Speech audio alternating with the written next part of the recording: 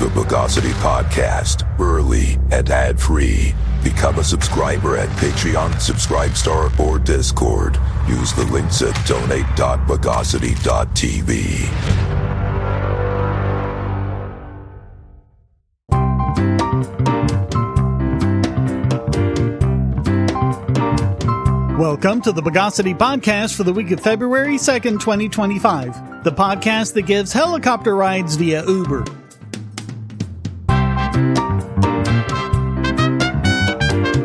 This is your host, Shane Killian. Let's exudate the news of the bogus. Well, the internet is exploding over the release of a new Chinese AI called DeepSeek R1. At, of course, a completely slow news time when there's absolutely nothing else going on. The amazing thing about this AI is that it seems to match, and in some cases beat, OpenAI O1, their latest flagship model, at least when it comes to certain math and reasoning benchmarks. What makes it even more amazing is that it was made in just 2 years by a small Chinese startup. And even more amazing, they made it open source. This is very much an outcome of the tech Cold War between the US and China. Export controls have stonewalled the Chinese from using the traditional way of creating an AI, which involves buying a smegload of NVIDIA chips and running them full blast for a long time. So the Chinese have had to content themselves with downstream applications made on Western models. Until now, the DeepSeek developers innovated a new structure for creating these models. Maria Zhang of the University of Technology, Sydney said, quote, "Unlike many Chinese AI firms that rely heavily on access to advanced hardware, DeepSeek has focused on maximizing software-driven resource optimization. DeepSeek has embraced open-source methods, pooling collective expertise, and fostering collaborative innovation. This approach not only mitigates resource constraints, but also accelerates the development of cutting-edge technologies, setting DeepSeek apart from more insular competitors." And they did it without funding from tech giants like Baidu, Alibaba, or ByteDance. The group had to make do with their stockpile of 10,000 NVIDIA A100s. That may sound like a lot, but consider that OpenAI utilized around 720,000 NVIDIA H100s to make Sora, and there are projections that it could be using up to 10 million NVIDIA GPUs for its next generation. The DeepSeek group had to resort to a number of engineering tricks to train their models more efficiently, including how chips communicate between each other, reducing field sizes to save memory, and using a mixture of experts approach. Those aren't new ideas, but the way they combine them together is remarkable engineering. In fact, they were able to train their model with only a tenth of the computing power Meta used to train Llama 3.1. It's like we see all too often. The best engineering comes from dealing with constraints. And you'd also think we would have learned our lesson from the 1990s about export controls with cryptography. And a lot of the complaints people might have about the Chinese developing such a powerful AI were mitigated by their releasing the model as open source. Although censorship is one of the big complaints. Ask it what's the difference between Mississippi and Alabama, and you can watch it think through the problem at length and give you a good answer. Ask it the difference between China and Taiwan, and it says, "Sorry, I'm not sure how to approach this type of question yet. Let's chat about math, coding, and logic problems instead." You get the same thing when you ask it about the Tiananmen Square massacre in 1989. Even if you try to be sly about it and don't mention it directly, just ask it about significant world events in June 1989, you can watch it think up until it starts to write out Tiananmen Square, at which point all the reasoning it's done up to then gets erased and replaced with, "Sorry, I'm not sure how to approach this type of question yet." Of course, people have already found ways of jailbreaking it, but most of them involve running it on your own hardware. You can run distilled models, such as the 32 billion parameter model on a high-end PC, 7 billion parameters on a moderate gaming PC, and a 1.5 billion version on more modest hardware. But if you want to run the actual full 768 gigabyte model, no distillations, the full 671 billion parameter model, Matthew Kerrigan posted specs for a machine you can build to run it for just $6,000. It involves a motherboard with 2 EPIC sockets for a massive 24 channels of DDR5 RAM instead of having to run it on GPUs with surprisingly low power requirements. There are still a lot of questions people want answers to, such as, did they really do all of this from scratch, or did they start with Llama 3.1 or steal GPT-4o or something to get a head start? A lot of knowledgeable people are treating these possibilities as credible, although as of yet there's no evidence to support any of them. My feeling is, so what? They built on what other people did. Do you really think OpenAI and the rest aren't doing the same thing? I mean, that's the idea, isn't it? Isn't that how all of human progress works? But even if that is the case, it just shows that the AI genie is well and truly out of the bottle. You're not going to stop anyone from taking these existing models and distilling them to train their own AI with. And now that DeepSeek has shown the way, AI companies all over the world are going to be adopting it. It's now beyond the point where any government can stop it, if they ever could. Sometimes you just have to stomp some skulls. From the mind of Mr. Dapperton, a game for the ages. In a world where a race of undead furries tries to take over the world's nuclear arsenal, one man must stop them. But which man? You choose. The Orange Overlord. Oh, my ear! Bernie Slanders. Debate Dominator. My kippa's ruined! Or Joe Sleepy. Build me back. And of course, Mr. Fancy Pants himself. Forget those losers! You can get the Gold Edition and play as 4 more characters, including me, the Spooky Spaceman, along with Billionaire Brat, Professor Proof, and the easiest way to play, as Jesus himself! 7 complete different worlds with more coming all the time. Full controller support. You can even get eaten by a worm and pooped out into a furry cathedral. And don't forget that Gold Edition, where you can play the ultimate challenge, Devil's Doorstep. This gory satirical adventure pulls no punches. You know you want this game. Go to links.bogosity.tv/skullstompers and play Skull Stompers now.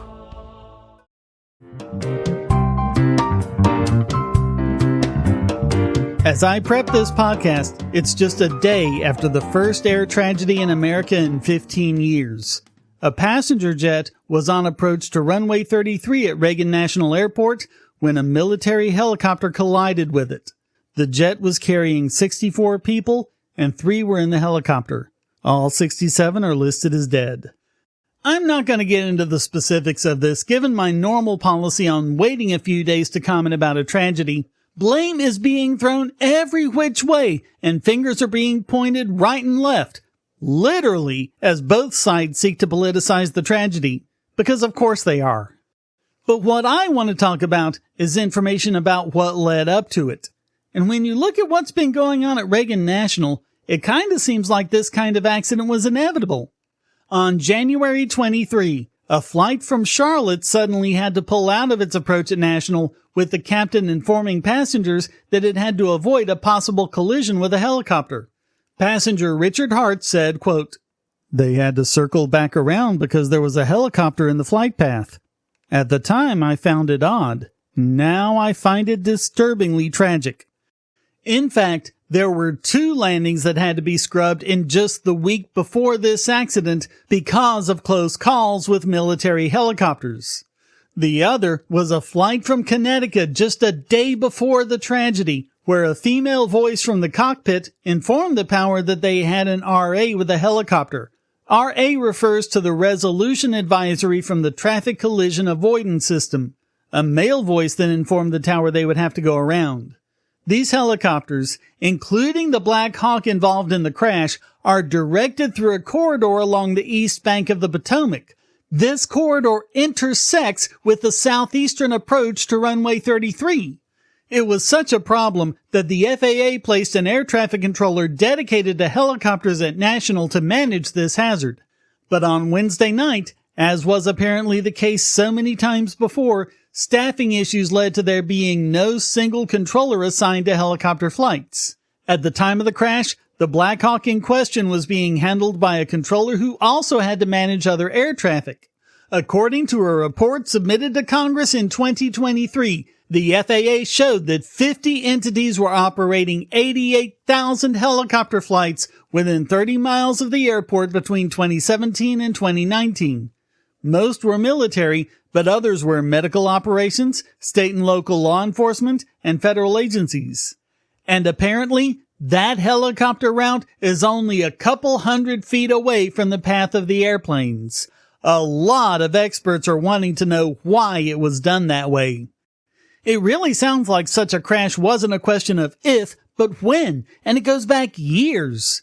More than finding particular people to blame for this crash, it sounds like systematic errors need to be corrected at Reagan National and maybe many other airports too. Although I do want to keep things in perspective. These are the first U.S. air fatalities in 16 years. That translates to less than 5 fatalities per year. With some 9 million flights in the U.S., flying 4 billion miles and carrying 800 million passengers every year, that's an amazing safety record. And yes, we do need to make it even safer, and we do need answers as to what's really going on with these flight corridors and how to fix them, but always keep such figures in perspective. Air traffic remains pretty much the safest form of travel we have.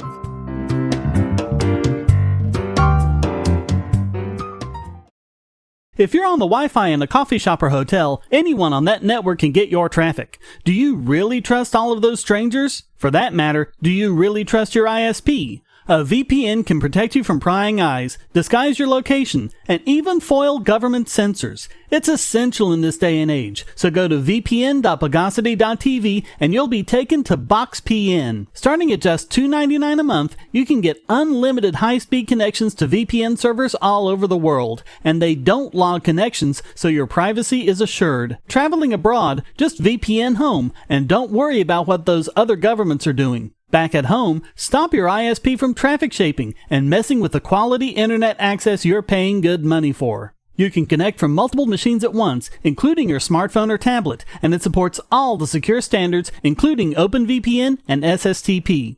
Bypass censors and surveillance with your own secure VPN connection. Go to vpn.bogosity.tv.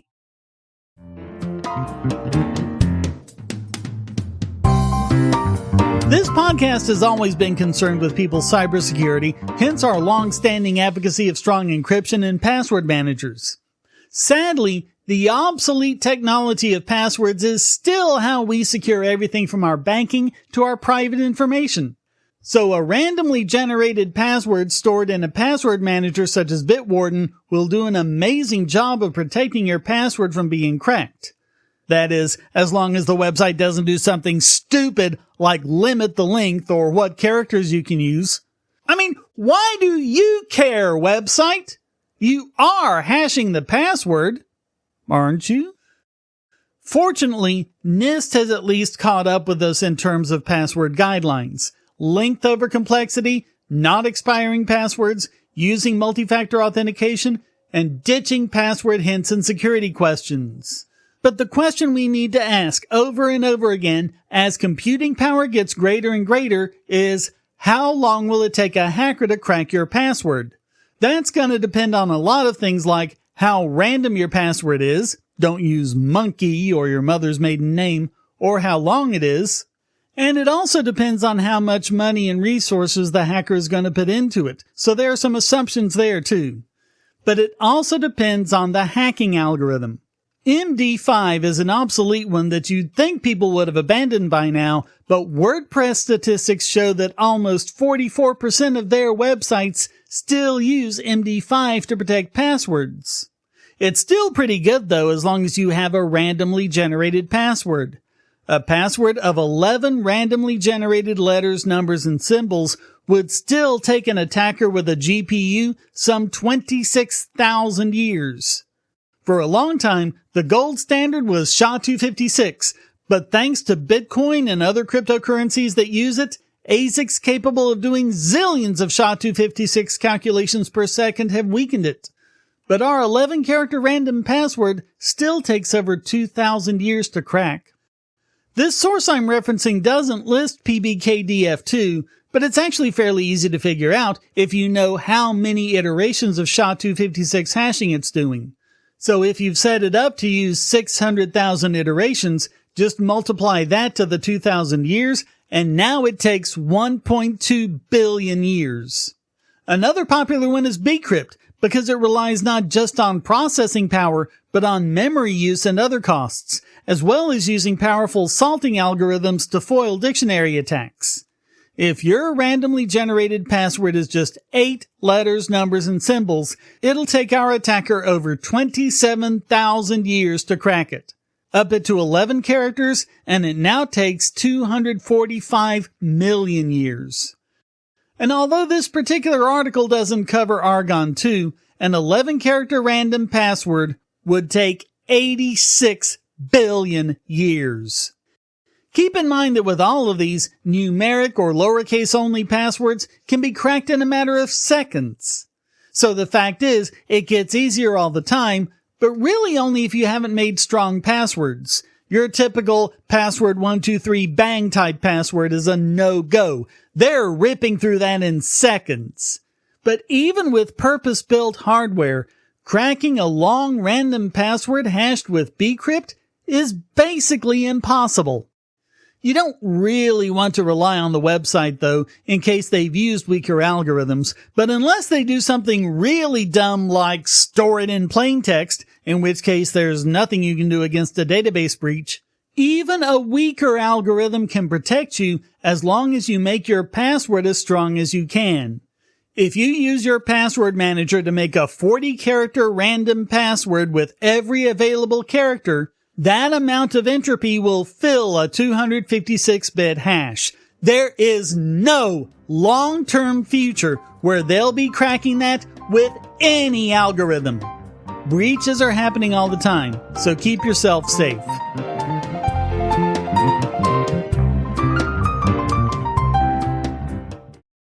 I want to tell you about the eyeglasses I've been wearing for years. As people can see on my videos, I have a very strong prescription, which makes glasses more expensive, especially when I need computer glasses, reading glasses, prescription sunglasses, and most expensively, progressive lenses for general everyday wear.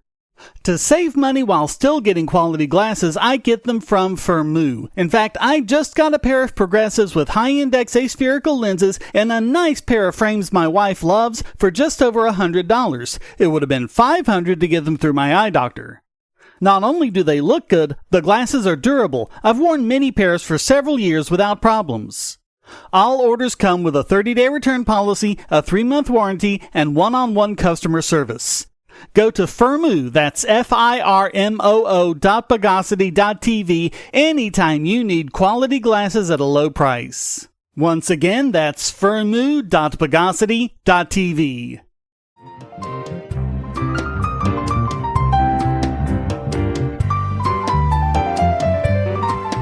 And now it's time to transmigrate this week's biggest Bogon emitter. And this week it goes to National Review for basically a hit piece not only against Tulsi Gabbard and her nomination for Director of National Intelligence, but also for reiterating lies about Edward Snowden. Cowards didn't even put in a byline. It's from the editors, which basically means it's by Rich Lowry. He starts out, "The good thing regarding Tulsi Gabbard's nomination as Donald Trump's Director of National Intelligence is that the job is not nearly as important as it sounds." Well, it's important enough for you to spew a bunch of lies about. For example, quote, "She long opposed Section 702 of the Foreign Intelligence Surveillance Act, which allows us to monitor the communications of non-Americans located outside the United States." That's two claims, both of which are lies, As Edward Snowden revealed, it's used to monitor the communications of Americans located inside the United States. And by the way, you don't need Section 702 to listen in on the communications of foreigners outside the U.S. That's covered by other laws. The only reason for 702 is to make it so that they can sneakily spy on us. By the way, Kash Patel acknowledged that Section 702 does this and said that was just fine with him. So screw him. But this is about Tulsi. Quote, "This is a little like a Secretary of Defense nominee being opposed to building tanks." No, it's nothing like that. It's like the Defense Secretary being opposed to running the tanks through American cities. Now we get to the lies about Snowden, because in Congress, Gabbard co-sponsored a resolution expressing that the government should drop all charges against him. National Review said, quote, "The resolution went nowhere because not everyone was as sympathetic to a figure who illegally absconded with classified information." That classified information, as longtime listeners will recall as we covered it consistently since it started back in 2013, is evidence of crimes committed against the American people by the NSA and others in our government. Multiple courts at different levels all found that what they did was illegal. But I guess we'd all be better off not knowing about these illegal and unconstitutional spying operations against us. Also, your reminder that James Clapper had earlier committed perjury and lied to Congress saying that they weren't doing that at all. Nothing bad happened to him except recently he lost his security clearance. So anyway, quote, "Not everyone was as sympathetic to a figure who illegally absconded with classified information about the NSA's metadata tracking program, handed it over to Julian Assange's WikiLeaks, a group that deliberately imperiled U.S. service personnel abroad and subsequently defected to Russia." Oh my God, let me count the lies!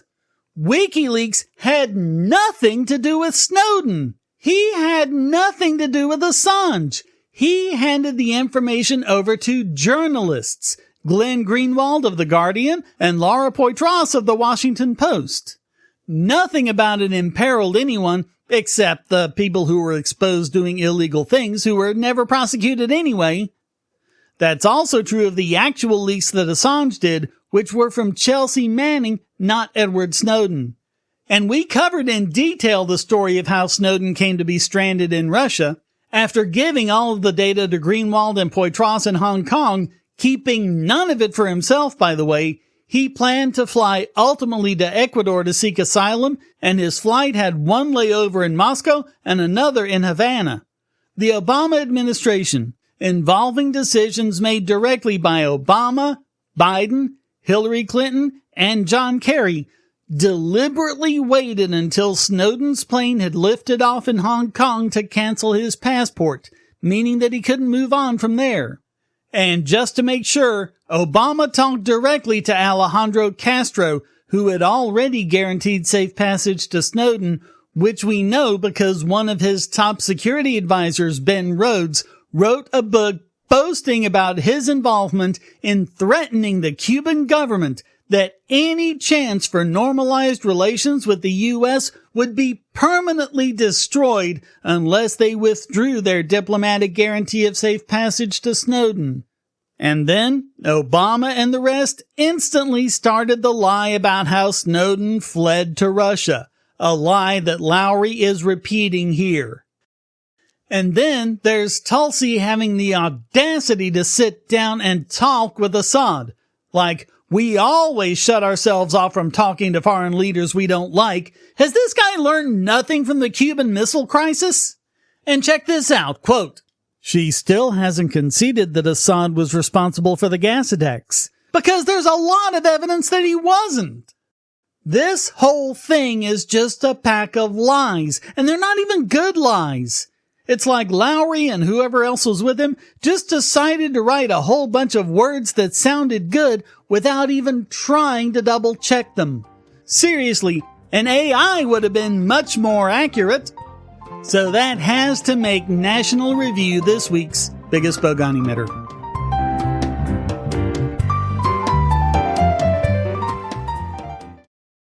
Do you have children, or nieces or nephews? Are you homeschooling, or just want to counter some of the socialist indoctrination most children get in school? If so, go to Bogosity.tv/TuttleTwins, and you'll be taken to a website where you can get some great books for elementary-aged children.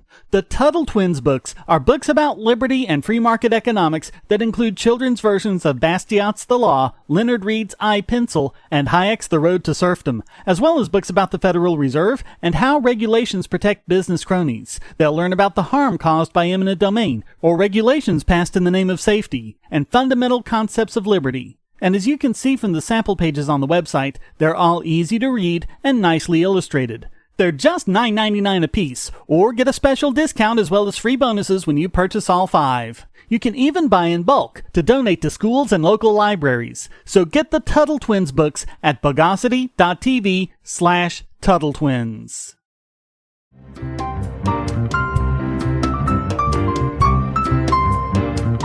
And now let's uncontrollabilizationalify this week's Idiot Extraordinaire.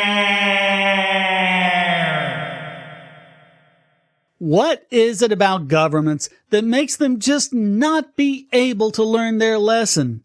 How can any European country continue with nuclear phase-outs in the wake of the horrible winter Germany just had? And especially when it's massively unpopular with the people. An enormous gathering of over 10,000 people marched to protest the closure of Spain's Almarez nuclear power plant. Spanish media made it sound like the only protesters were the plant workers, but that just isn't true. Protesters consisted of politicians, experts, and just regular people. They have the support of all the mayors in the region. But despite all of that, Spanish Prime Minister Pedro Sanchez decided that Germany's Energiewende policy wasn't a complete and total disaster. They have the same idiotic plan to phase out nuclear by 2035 and replace it with renewables after everyone in Europe having copious evidence that that just isn't possible. Almaraz is the first plant set to close under the new policy. Despite not only the major issues the country would have with the loss of 7% of their energy production, especially in the winter, but also the disruption of the loss of 3,000 jobs and 5% of GDP. And it would do colossal damage to the rural area around it, losing a major chunk of jobs and causing young people to move elsewhere. All total, Spain has 7 reactors producing 20% of the country's electricity.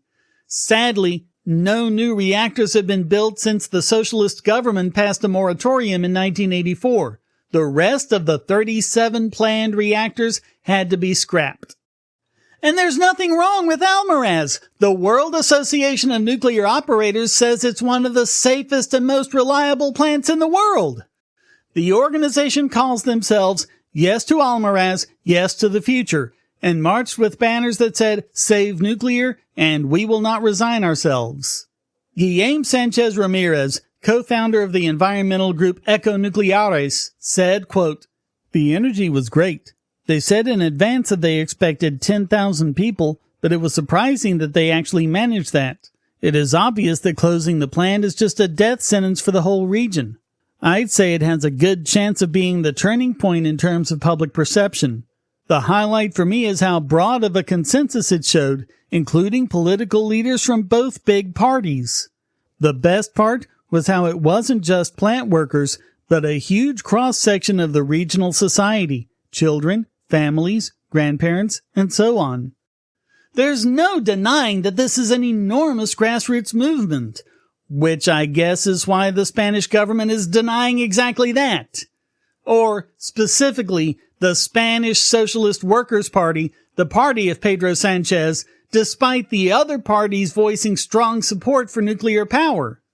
Spanish politics makes no goddamn sense to me. Sanchez's party managed to appoint him prime minister despite the Conservative People's Party having more deputies, more senators, more MEPs, more regional deputies, and more councillors.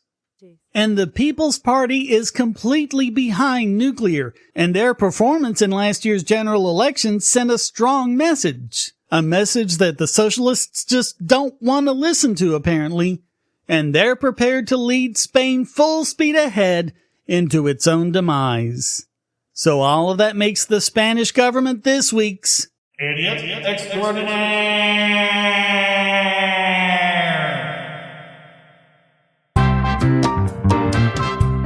Well, that wraps up this Why Must I Be Surrounded by Fools edition of the Bogosity podcast. I hope you enjoyed it. If you did, please go to donate.bogosity.tv for several ways to support and discord.bogosity.tv to join the discussion. Subscribe at the Discord or at Patreon or Subscribestar, and you can listen early and ad-free. Thank you for listening. Until next time, here's a quote from Eric S. Raymond. Smart data structures and dumb code works a lot better than the other way around. The Bogosity podcast is licensed under Creative Commons Attribution Non-Commercial No Derivatives 4.0 International License.